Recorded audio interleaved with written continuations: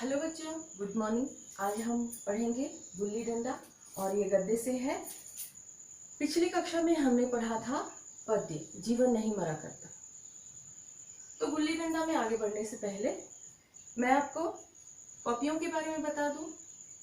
आपको हिंदी के लिए 300 पेज की 3 कॉपियां लगेंगी, एक पद्य के लिए, एक गद्य के लिए और एक व्याकरण के लिए। ठीक है। और इस कॉपी को जितनी जल्दी हो सके आप लोग ले लीजिए और आपको जो होमवर्क बताया जाएगा, जो लिखना है, उसको जल्दी से आप पूरा करेंगे और ईमानदारी से करेंगे, क्योंकि जब आप क्लास में आएंगे और कक्षाएं लगेंगी तब वो कार्य पूरा होना चाहिए, क्योंकि कुछ दिनों पश्चात आपकी तिमाही परीक्षा प्रारंभ होगी। तो यदि आप अपना गृह कार्य पूरा नहीं करेंगे तो आपको ही दिक्कत होगी। ठीक है, इसलिए जितना जल्दी हो सके आप कॉपी खरीद लीजिए। चलिए अब हम आते हैं गुल्ली डंडा पाठ की ओर। गुल्ली डंडा पाठ को आगे बढ़ने से पहले हम लेखक का संक्षिप्त परिचय जान लेते हैं। गुल्ली डंडा रचनाकार हैं मुंशी प्रेमचंद जी। मुंशी प्रेमचंद जी का जन्म 31 जुलाई सन 1880 में बनारस जिले के लम्ही ग्राम में हुआ था। इनकी माता का नाम आनंदी देवी और पिता का नाम अजायब राय था। ये उर्दू में नवाब राय के नाम से रचना करते थे, इसलिए इन्हें नवाब राय के नाम से भी जाना जाता है। इनके बचपन का नाम धनपत राय था। इनकी प्रमुख रचनाओं में देखते हैं गोदान, गबन, प्रेमाश्रम, बूढ़ी काकी, पंच परमेश्वर आदि इनकी प्रमुख रचनाएं हैं। इस महान साहित्यकार की मृत्यु 8 अक्टूबर सन 1936 में हुआ। ये तो थी मुंशी प्रेमचंद के जीवन की संक्षिप्त परिचय। ठीक, अब हम गुल्ली डंडा की ओर आते हैं। गुल्ली डंडा, गुल्ली एक छोटा सा गुल्ली और ये डंडा एक टहनी से तैयार किया जा सकता है। इसे गुल्ली डंडा रचना के माध्यम से लेखक एक बालक के हृदय के मनोभावों को बता रहे हैं। कहते हैं कि एक व्यक्ति जब बाल्यावस्था में होता है तो उसका मन बड़ा ही कोमल होता है, उसमें किसी प्रकार का कोई भेदभाव नहीं होता। किंतु जैसे जैसे वह बड़ा होता है, उसकी उम्र बढ़ती है, उसमें ना जाने कई प्रकार के भेदभाव आने लगते हैं, उसके व्यवहार में परिवर्तन आने लगता है। जात पात, ऊंच नीच, अमीर गरीब, ये सारी भेद को वह जानने लगता है और अपने व्यवहार में भी वह लाता है। इसके अलावा कवि यह बताना चाहते हैं कि वर्तमान में लोगों का ध्यान स्वदेशी खेलों की अपेक्षा विदेशी खेलों की ओर ज्यादा आकर्षित है। वे विदेशी खेलों की ओर ज्यादा ध्यान देते हैं। स्वदेशी खेलों से तो जैसे उनको अरुचि सी हो गई है। स्वदेशी और विदेशी खेल क्या है? हमारा स्वदेशी खेल गुल्ली डंडा। ये गुल्ली डंडा एक स्वदेशी होने के साथ साथ ग्रामीण खेल भी है। इस खेल के लिए हमें अधिक उपकरणों की भी आवश्यकता नहीं होती, अधिक लोगों की भी आवश्यकता नहीं होती, अधिक स्थान की भी आवश्यकता नहीं होती। इसमें 1 रुपए भी खर्च नहीं होते।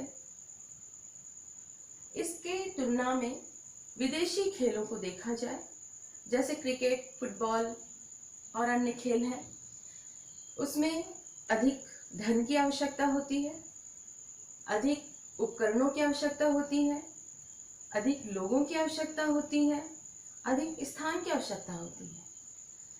इस तरह से देखा जाए तो विदेशी खेलों से श्रेष्ठ हमारा स्वदेशी खेल है। इसीलिए लेखक ने गुल्ली डंडा को खेलों का राजा कहा है। गुल्ली डंडा लेखक का प्रिय खेल था। वे गुल्ली डंडा खेल के लिए इतने पागल से थे। गुल्ली डंडा का खेल का भूत जो है उन पर ऐसे सवार था कि दिन रात केवल उसी की उनको चिंता रहती थी। ना उन्हें खाने की, ना पीने की, ना नहाने की, ना पढ़ने की, इसकी चिंता नहीं रहती थी। रोज सुबह प्रातः काल उठते और अपने दोस्तों के साथ चले जाते और पेड़ पर चढ़कर टहनी को काटकर एक गुल्ली और एक डंडा तैयार कर लिया। फिर यह खेल तो ऐसा है कि 2 लोगों में भी प्रारंभ किया जा सकता है। गुल्ली डंडा खेल का आनंद कोई भी व्यक्ति ले सकता है, चाहे वह अमीर हो या गरीब हो। गुल्ली डंडा खेल से लेखक की बाल स्मृति जुड़ी हुई है। लेखक कहते हैं कि गुल्ली है तो छोटा सा, पर उसकी मिठास दुनिया भर के किसी मिठाई में भी नहीं है। वह इतनी मीठी है, इतना आनंद आता है। लेखक के खेल के प्रति, इस गुल्ली डंडा के खेल के प्रति पागलपन को देखकर उनके पिता चिंतित रहते थे। उनको रोज डांट भी पड़ती थी, लेकिन डांट का उन पर कोई प्रभाव नहीं पड़ता। किसी तरह माँ उनको पिता से बचा लेती और रोज इस तरह सिलसिला चलता रहता। उनके पिता लेखक को देखकर यही सोचते कि आगे इसका भविष्य क्या होगा। लेखक के समूह में एक गया नाम का लड़का था, जो लेखक से 2-3 साल बड़ा था। वह गुल्ली डंडा के खेल में काफी माहिर था, वो चैंपियन था। वह दुबला पतला लंबा और बंदरों सी चपलता थी उसमें, और वही झल्लाहट थी उसमें। गया एक ऐसा खिलाड़ी था जो गुल्ली कहीं से भी मारा जाए उसे वो लपक ही लेता था। वो ऐसे लपकता था जैसे छिपकली कीड़ों पर लपकता हो। गया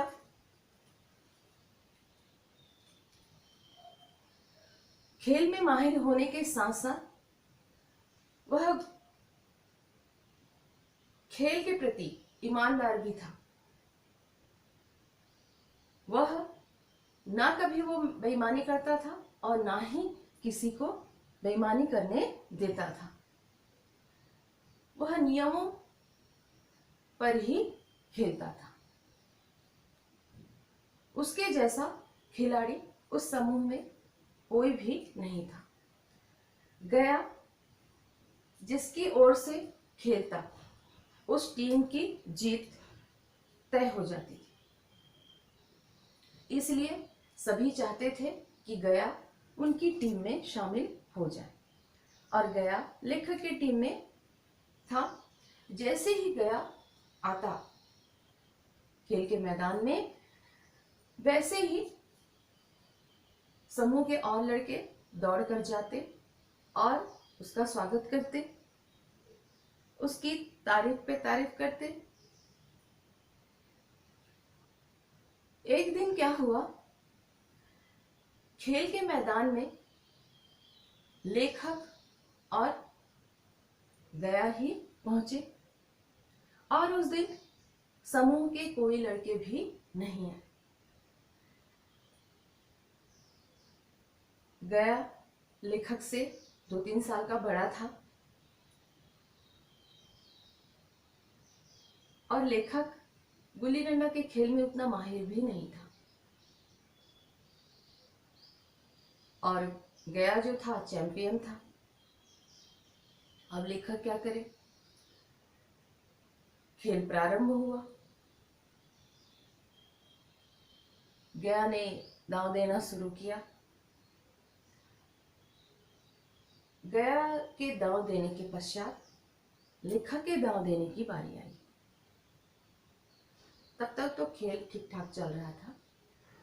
लेखक के जब दांव देने की बारी आई तो लेखक तो अच्छे से जानता था कि गया इस खेल में माहिर है, तो वह दांव देने से मना किया। उसने कहा नहीं, तुम्हें दांव देना ही होगा। लेखक ने फिर किसी ना किसी प्रकार का बहाना बनाया, लेकिन गया कहाँ मानने वाला था। उसने कहा कि नहीं, तुम्हें दांव देकर ही जाना पड़ेगा, अन्यथा तुम यहाँ से नहीं जा सकते। वह हाथ छुड़ाकर भागने का भी प्रयास किया, लेकिन गया ने उसे किसी न किसी प्रकार से रोक ही लिया। अब लेखक को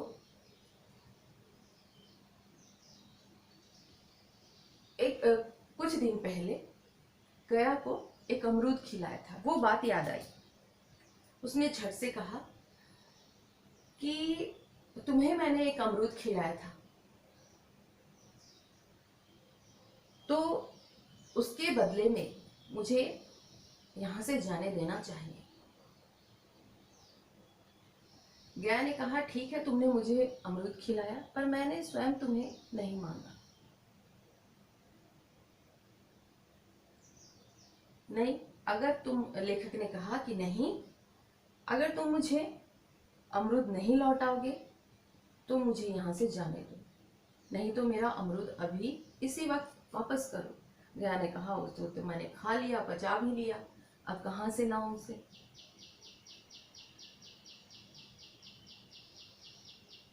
लेखक ने कहा कि मैंने तुम्हें कीमती महंगे फल खिलाए।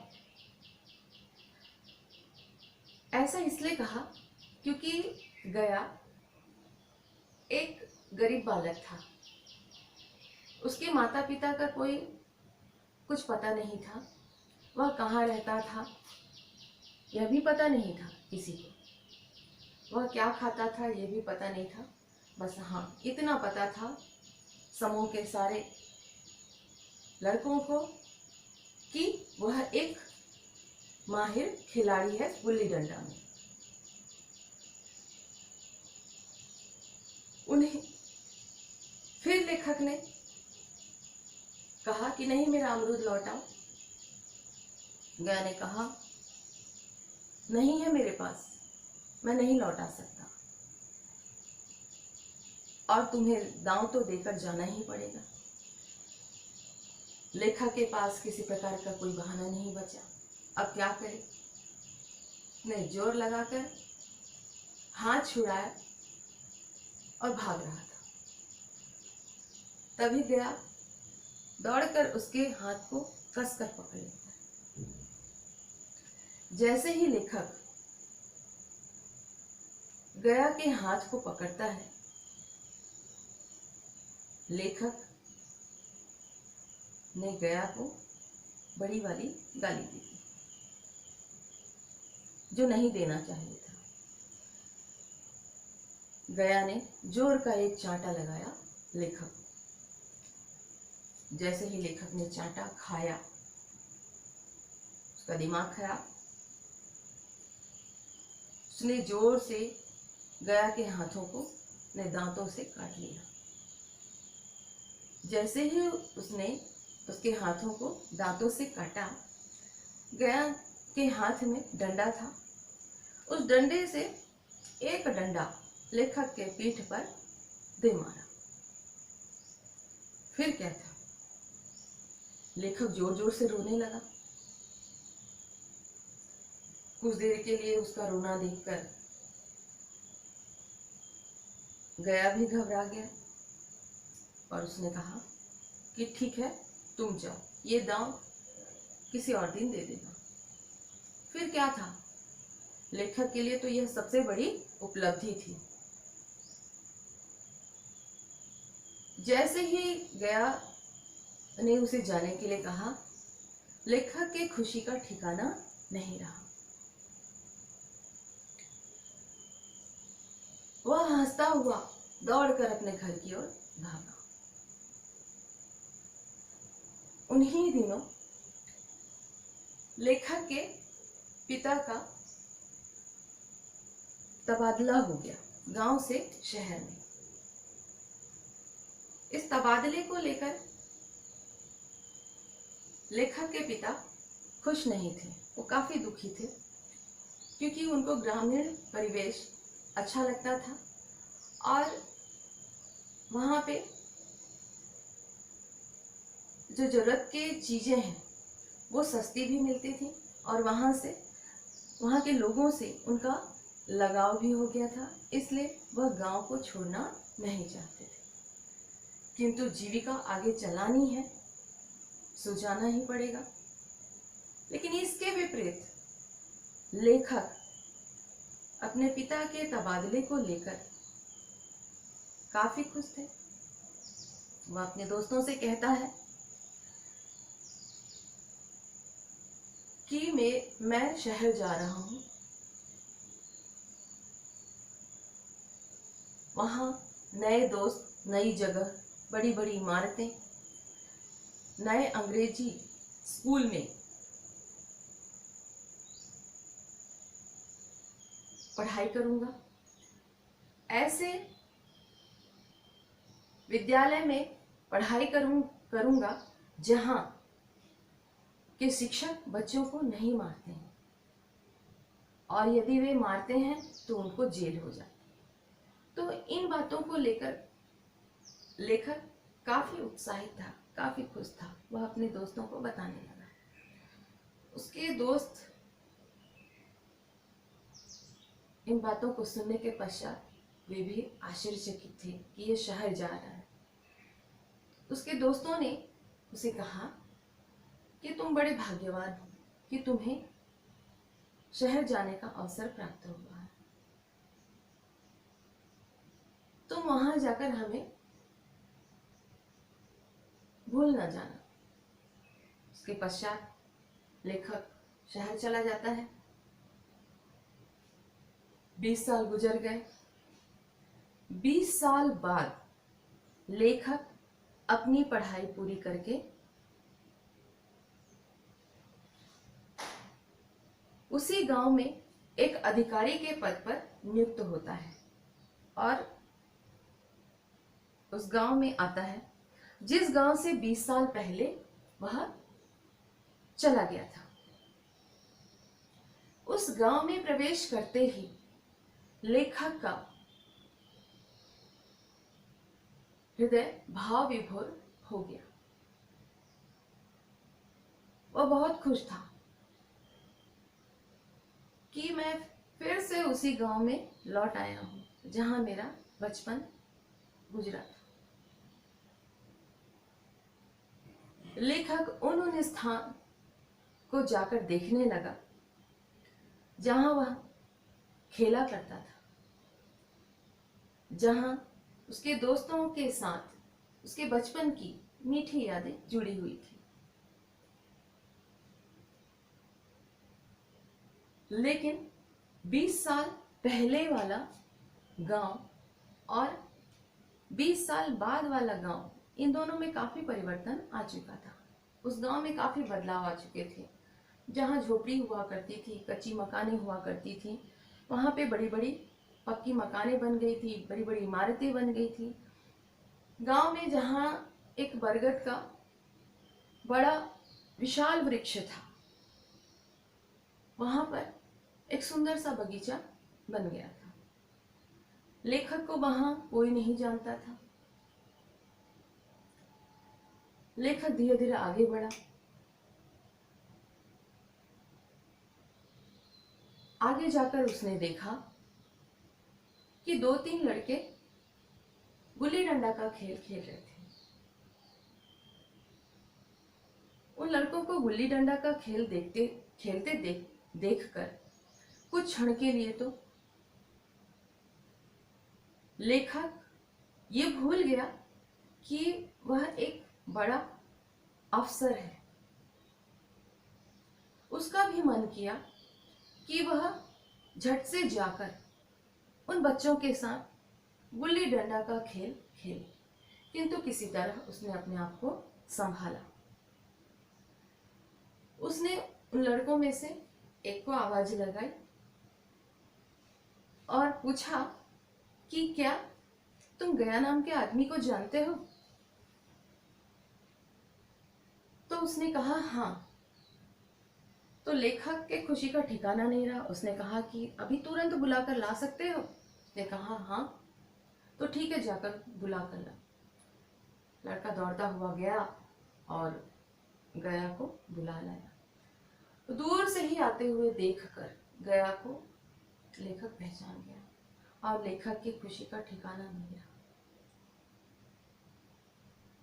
वह इतना खुश था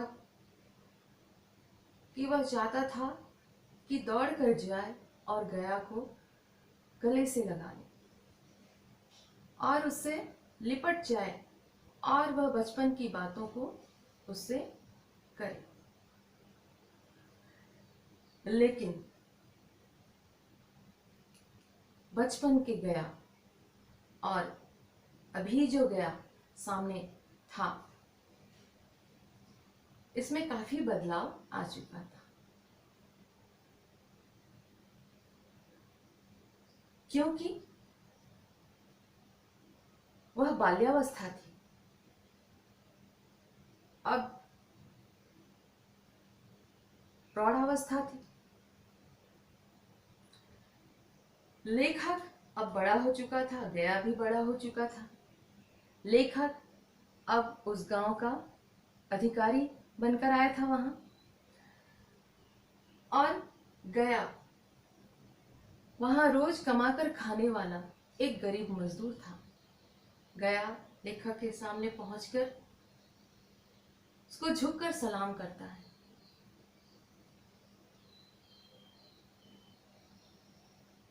लेखक गया से पूछता है कि क्या तुमने मुझे पहचाना? गया कहता है क्यों नहीं पहचानूंगा। लेखक बचपन की बातों को याद दिलाता है, वह डंडा जो उसके पीठ पर पड़ा था। तो गया कहता है कि मुझे शर्मिंदा मत कीजिए, वो बचपन की बातें थी, अब ऐसी गलती हो ही नहीं सकती। लेखक कहता है कि तुम्हारा एक दांव मुझ पर रह गया है और आज मैं उसे पूरा करूंगा। क्या तुम इस खेल को खेलोगे मेरे साथ?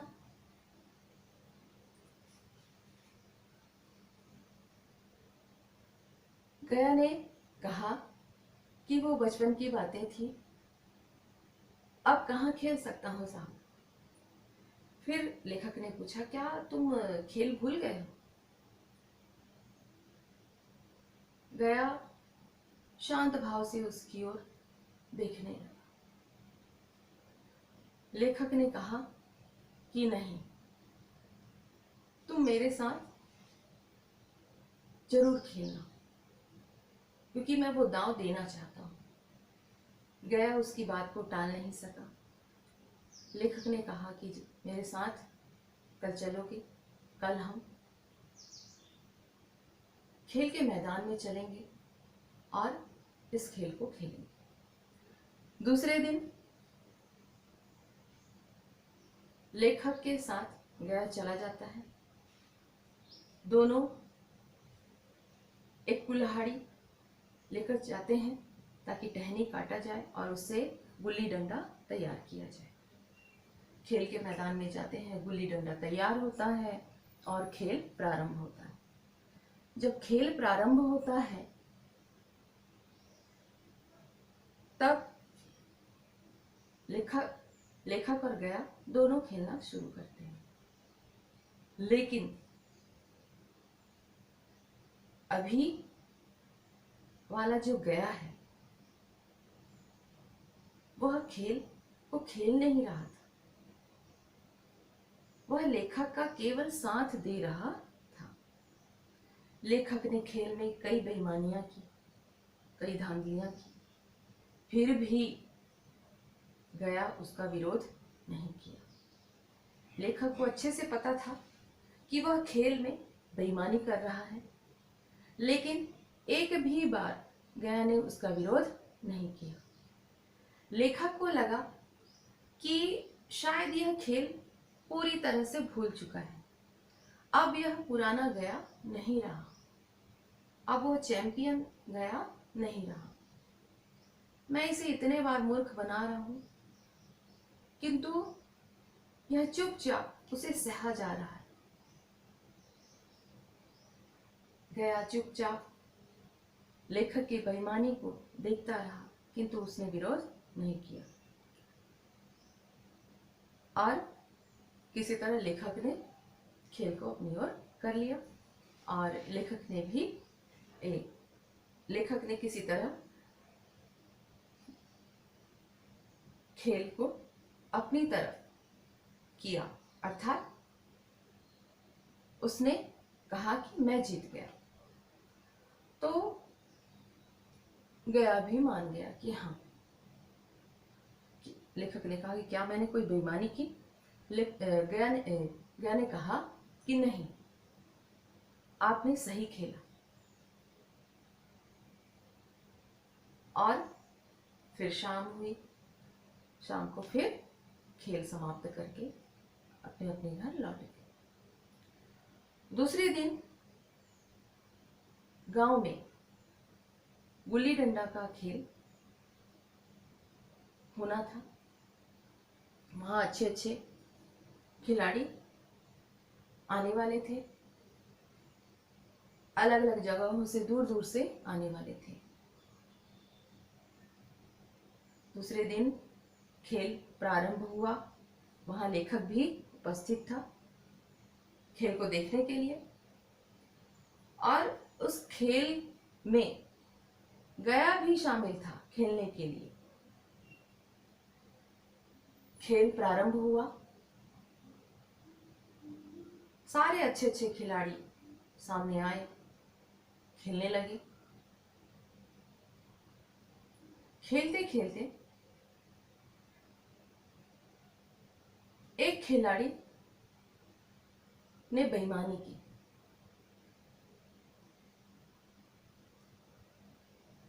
फिर क्या था, गया ने तुरंत उसका विरोध किया कि नहीं, तुमने यहां पर बेईमानी की है, खेल ऐसा नहीं होता।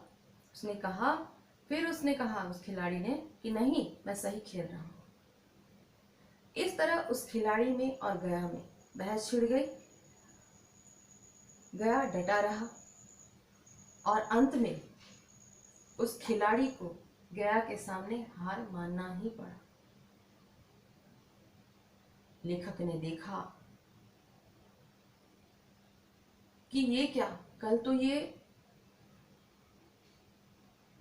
ऐसा लग रहा था कि खेल सब कुछ भूल चुका है, आज इसे देखकर आश्चर्य हो रहा है कि ये तो जो बचपन में गया खेलता था जिस तरीके से, उससे भी कहीं और अधिक अच्छा खेलता है।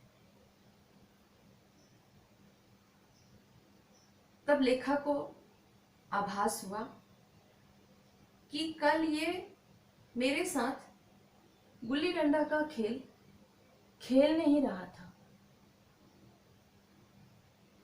बल्कि मुझे ये मूर्ख बना रहा था। और सचमुच गया केवल लेखक का साथ दे रहा था, खेल नहीं रहा था, क्योंकि गया जानता था कि वह एक अधिकारी है और गया जो है एक छोटा गरीब मजदूर। यदि लेखक को गया हरा देता तो शायद गया को अच्छा नहीं लगता। इसलिए वह मित्रता के नाते केवल उसके साथ खेल में साथ दे रहा था, उसके साथ खेल नहीं रहा था। अन्यथा गया को लेखक कभी हरा ही नहीं सकता।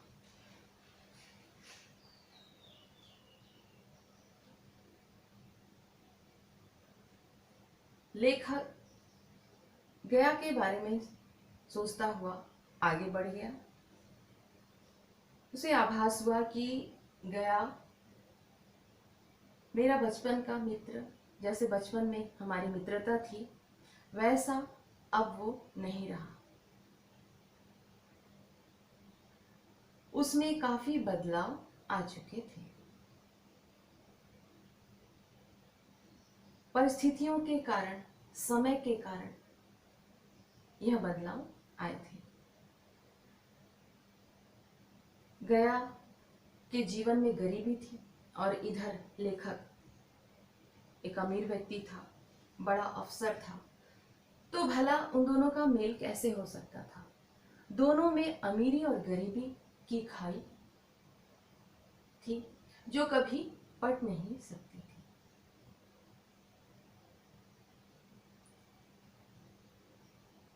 गया लेखक चाहता था कि फिर से गया मेरी मित्रता स्वीकार ले, किंतु ऐसा संभव नहीं था।